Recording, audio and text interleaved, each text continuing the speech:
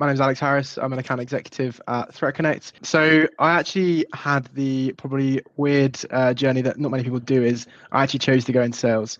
I started my sales journey, I guess, in recruitment when I was working on a placement year for a recruitment agency that specialized in graduate recruitment, and spent 3 or 4 months working in the sales team of the recruitment team, placing sales candidates.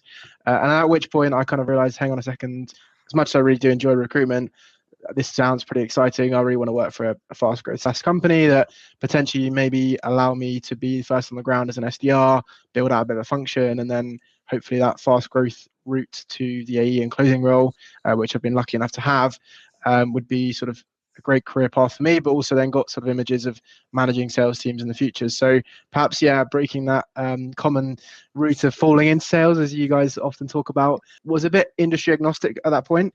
You obviously do get some of those perceptions from like there's certain things that are talked about that salesmen are just out there to try and do you over and just grab a bit of money and sort of cash the commission and run off with your money. And obviously you may get one or two salespeople that like that, but realistically the broad majority aren't actually like that.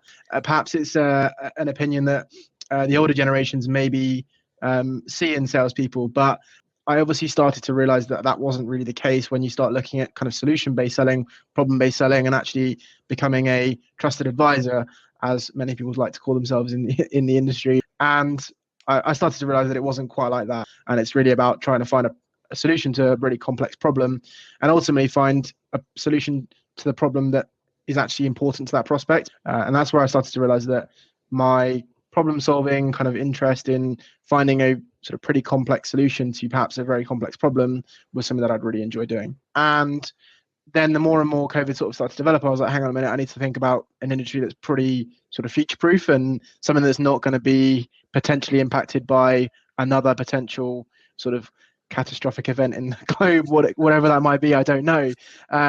So I knew that cybersecurity was a booming industry.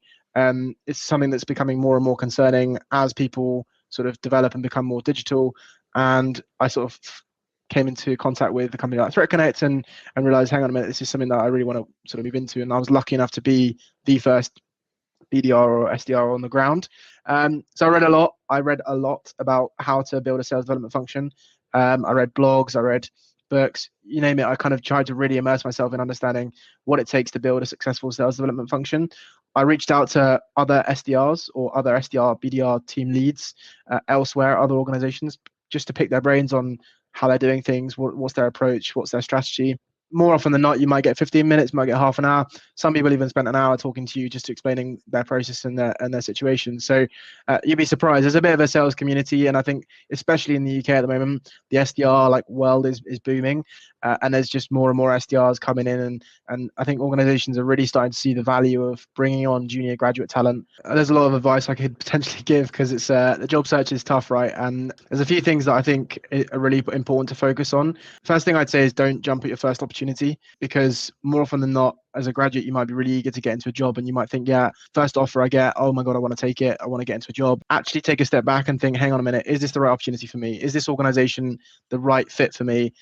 Is it a company I want to work for? Do I align with the problem they're solving for their customers? And that's a big thing that I really looked into was, is the problem that this organization is solving something that I feel passionate about and can get behind?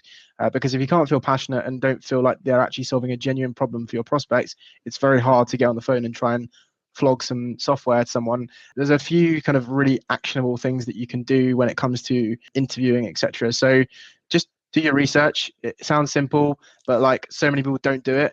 And just look your company up, find out what they're doing, look at their blog posts, look if they're featured in the news at all, look at your people you're interviewing with, look at their background, where have they gone, where have they come from, why have they been there for 10 years, for example.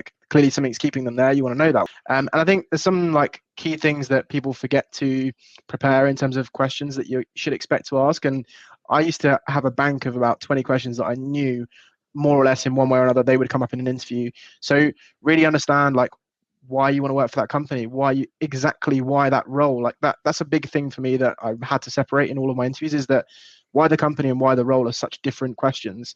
And very, very, very often people confuse why they want to work for the company as to why they want to do the job. I think that having that separation is important. And the final one is ask interesting questions. There's nothing worse than getting to the end of an interview and the interview going, "Hey, have you got any questions?" And you go, "Oh yeah, what's the holiday like, or what are the working hours?" It's just not going to get you the job. Like, ask interesting questions. So like, what does a successful first year look like to you?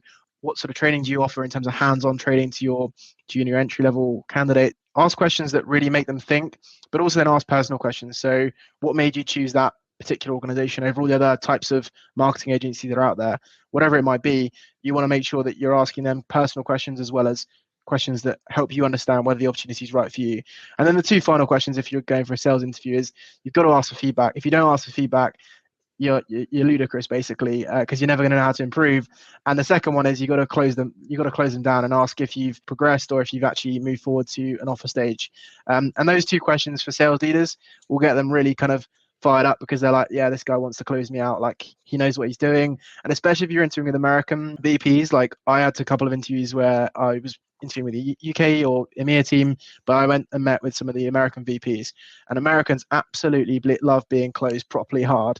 So if you're ever interviewing American VPs of sales, I recommend closing them hard at the end of an interview.